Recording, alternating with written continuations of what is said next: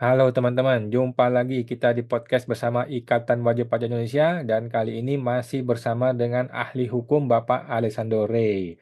Kita langsung teman-teman ya, akan saya share ke teman-teman semua sebuah informasi terbaru nih ya. Atas restu Pak Purbaya, pemungut pajak 21,5 miliar disandra DJP ya. Jadi ini negara hukum udah nggak ada di negara Konoha ini ya, jadi mesti restu dulu. Mesti minta restu dari Purbaya dulu, dia kasih restu, baru dijalankan. Kalau nggak ada Hmm. restu, nggak usah peduli hukum ya, pokoknya tunggu restu aja. Jadi negara kita ini udah bukan negara hukum lagi ya, ikuti aja bos maunya apa. Bercanda teman-teman ya. Jadi atas restu Purbaya, penunggak pajak 21,15 M disandera DJP. Ini teman-teman tinggal baca aja ya, pemegang saham sekaligus komisaris PT SI berinisial MW disandera Kanwil Jawa Barat 2 karena memiliki hutang pajak 21 miliar ya sejak 2021. Oke, mungkin kita langsung teman-teman tinggal baca sendiri ya. Kita langsung minta pendapatnya dari Pak Rinto nih dari IWPI. Bagaimana Pak Rinto? Ya, terima kasih Mas Awan. Ini sebelum melangkah lebih lanjut Mas Awan ya, ini saya punya dua berita lagi Mas barusan hari ini Mas Awan. Oh, oke. Saya selesaiin dulu. Nah, ini Cerita Mas, apa? ini sama ini Mas. Ini ada lagi tersangka pengemplang pajak ditahan Mas, 12,3 miliar. Tadi kan di Jakarta, Kanwil Jakarta Barat Mas, ya, ditahan melalui KPP Cengkareng, ditahan di Hmm. Rutan Pondok Bambu Mas. Ini Hmm. sekarang di Semarang Mas Awan. Ini Oke. 12,3 miliar, tadi 21,5. Terus ada lagi juga, Hmm. nah, ini ada lagi ini Mas, bentar Mas. Nah, ada lagi dari ini Mas, 12, bentar Mas, saya stop dulu share screen-nya. Ini share screen-nya sudah stop Mas ya? Nah, ada lagi ini dari Pekanbaru Mas Awan, Oke. Pekanbaru, 232 juta Mas. Ini barusan hari ini Mas Awan, dua Wah, ratus tiga puluh Pekanbaru. dua juta. Ya. Oke. Nah, ini yang membuat risau kita sebagai wajib pajak Mas Alwan ya. Ini saat kita sebagai wajib pajak ini ditetapkan menjadi tersangka Mas Alwan. Nah, itu Direktorat Jenderal Pajak biasanya langsung membuat namanya siaran pers Mas. Siaran pers dan itu langsung dirilis hampir ke 10 atau 20 media bersamaan Mas Alwan. Hmm. Nah, itu kita sebagai wajib pajak kalau seperti itu, ini perkara belum masuk ke persidangan, tapi kan tekanan mental kita udah langsung drop Mas Awan. Hmm. Nah itu inilah kita menghadirkan Pak Re dari P5 ini gimana solusinya dari Hmm. wajib pajak agar kita bisa mempertahankan hak kita walaupun kita sudah ditetapkan sebagai tersangka dan akan dilakukan penyanderaan. Nanti Hmm. akan dijelaskan, minta tolong juga Pak Ari menjelaskan itu disandranya itu nanti gimana Pak Ari. Disandranya itu kita dimasukkan ke sel atau gimana dan yang menyandera ini apakah dari penyidik DJP ataukah dari kejaksaan atau seperti apa Pak Ari atau terus sampai berapa lama itu nanti naik ke persidangan. Nah, ini karena kami sebagai wajib pajak Pak Ari dari IWPI itu kami merasa waktu kita ditetapkan sebagai tersangka sebagai wajib pajak itu opini media sudah terbentuk Pak Ari. Mungkin mohon pencerahan dari Pak Ari ini, apa yang bisa dilakukan oleh wajib pajak, langkah-langkahnya agar tidak salah langkah dan akhirnya malah udah masuk penjara dan harus membayar tagihan pajak yang nilainya fantastis seperti itu Pak Ari. Oke, langsung nih kepada Pak Rey, ahli hukum kita. Bagaimana nih Pak Rey menanggapi banyak maraknya isu-isu penangkapan penangkapan nggak jelas ini? Ya, terima kasih Pak Awan, Pak Rinto ya. Jadi kalau dari tiga berita yang tadi saya lihat secara cepat, ya, kan ada di sana upaya penyanderaan dan juga ada upaya hukum pro justisia, penetapan tersangka. Iya, Nah, iya, itu iya. adalah dua hal yang berbeda, ya. Nah, kalau kita bicara upaya penyanderaan, ya, itu adalah sebenarnya bukan merupakan pemidanaan. Jadi harus dibedakan antara hizeling atau penyanderaan dengan pemidanaan. Kalau hizeling atau penyanderaan itu adalah upaya administratif yang sifatnya memaksa supaya wajib pajak mau membayar utang pajak. Ya, jadi tidak ada proses pro justisia di sana. Tidak ada persidangan dan tidak ada putusan inkrah di dalam pelaksanaan hizeling atau penyanderaan. Itu adalah kewenangan absolut daripada pejabat.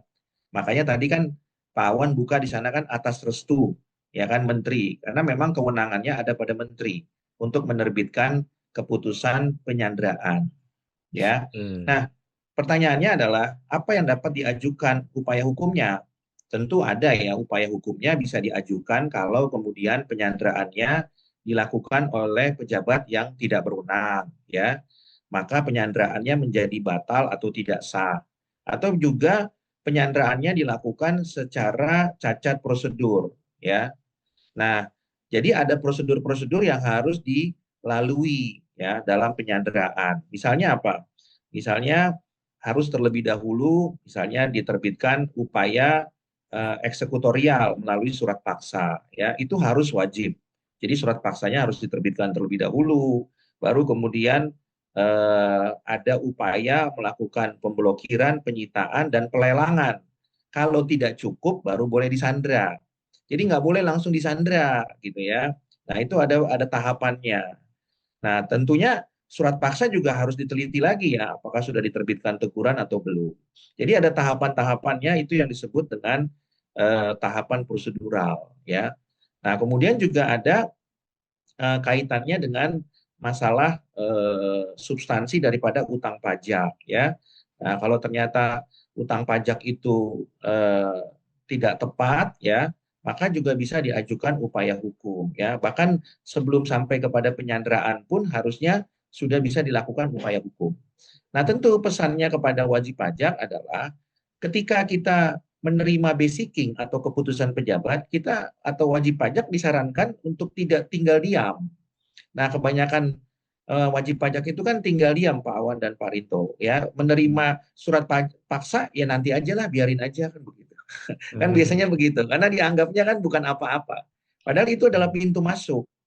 Nah, ketika wajib pajak menganggap bahwa itu tidak pas, ya apapun itu tidak pasnya, tidak pas wewenangnya, tidak pas prosedurnya, tidak pas substansinya, maka wajib pajak tidak boleh tinggal diam. Karena diam itu adalah eh, pernyataan yang tanda petik secara tidak langsung mengakui, ya. Hmm. Jadi kalau tidak mengakui, ya upaya hukum saja. Karena kan kita negara hukum, ya, dibuka ruang untuk menempuh upaya hukum seluas-luasnya, ya. Nah, Hmm. jadi sebelum kemudian masuk kepada hizeling atau penyanderaan, ya silakan ditempuh upaya hukum, ya. Itu sangat banyak sekali upaya administratif dan upaya hukumnya ya sebelum masuk kepada penyanderaan ya. Apalagi di upaya administratif itu banyak sekali ya. Mulai dari SKP terbit, kita sama-sama sudah tahu semua ya. Bisa ajukan gugatan, keberatan, banding, PK, bisa ajukan pembatalan, SKP, STP yang tidak benar, penghapusan sanksi, dan seterusnya ya. Pembatalan juga mengenai surat paksa, surat teguran dan seterusnya. Jadi itu banyak upaya yang harus dilakukan ya. Nah, tentunya kalau ini sampai terjadi ya berarti kan mungkin ya diduga ada upaya-upaya yang belum maksimal ya, dan memang WP itu kan mungkin pengetahuannya nggak sama dengan Pak Rinto dan Pak Awan ya. Nah, kalau pengetahuannya sudah lumayan, biasanya mereka tahu bagaimana menempuh upaya administratif dan upaya hukum ya. Nah, itu mengenai hizeling atau penyanderaan. Tapi kalau mengenai penetapan tersangka itu kan melalui proses pro justisia ya. Itu pasti sudah dimulai dengan adanya prosedur atau pemeriksaan bukti permulaan yang ditindaklanjuti dengan penyidikan, baru kemudian masuk ke P21, kemudian penuntutan dan persidangan ya. Nah, itu juga tentunya harus dilakukan upaya maksimal ya, apalagi sudah terbit buper di awalnya. Jadi semua proses baik administrasi maupun administrasi yang bisa ditindaklanjuti dengan litigasi itu memang harus dicermati dari sejak awal ya, tidak bisa kemudian di underestimate ya atau diremehkan begitu ya, karena banyak sekali WP menganggap nanti tarsok saja gitu ya, karena memang ini Pak Rinto dan Pak Wan, ini kebiasaan kita yang sudah bertahun-tahun, berpuluh-puluh tahun menganggap bahwa ini semua bisa ditanda petik dikondisikan gitu Ya, ya. ya. Nah, ternyata kan sudah terlambat ya. Kalau sudah stadium 3 Pak Rinto, atau stadium 4, apa yang mau dikondisikan begitu ya. Nah, ini kan sangat sulit sekali ya. Jadi ya saran kami adalah menempuh upaya administratif, upaya hukum itu bukan merupakan bentuk pembangkangan, tapi itu justru ruang yang diberikan oleh peraturan atau hukum positif yang berlaku. Silakan ditempuh, jangan tinggal diam saja, ya. Nah, ini mungkin kalau kemudian nanti kuasanya itu paham hukum, ya, tentunya bisa memberikan saran kepada wajib pajak. Jadi menempuh upaya administratif maupun upaya hukum itu bukan membangkang penguasa, dalam hal ini adalah Direktur Jenderal Pajak, bukan. Justru ini pembuktian bahwa kita ini wajib pajak ini adalah wajib pajak yang paham hukum, ya, menjalankan ruang yang diberikan oleh hukum, ya, yaitu menempuh upaya administratif dan upaya hukum. Jadi ini bukan bentuk pembangkangan, justru bentuk daripada penghormatan daripada ruang yang diberikan oleh hukum itu sendiri. Begitu Pak Awan dan Pak Rinto. Oke, luar biasa Pak Rey informasinya ya. Jadi kita mesti mengedukasi juga kepada wajib pajak, jangan juga mendiamkan ya apabila ada surat-surat.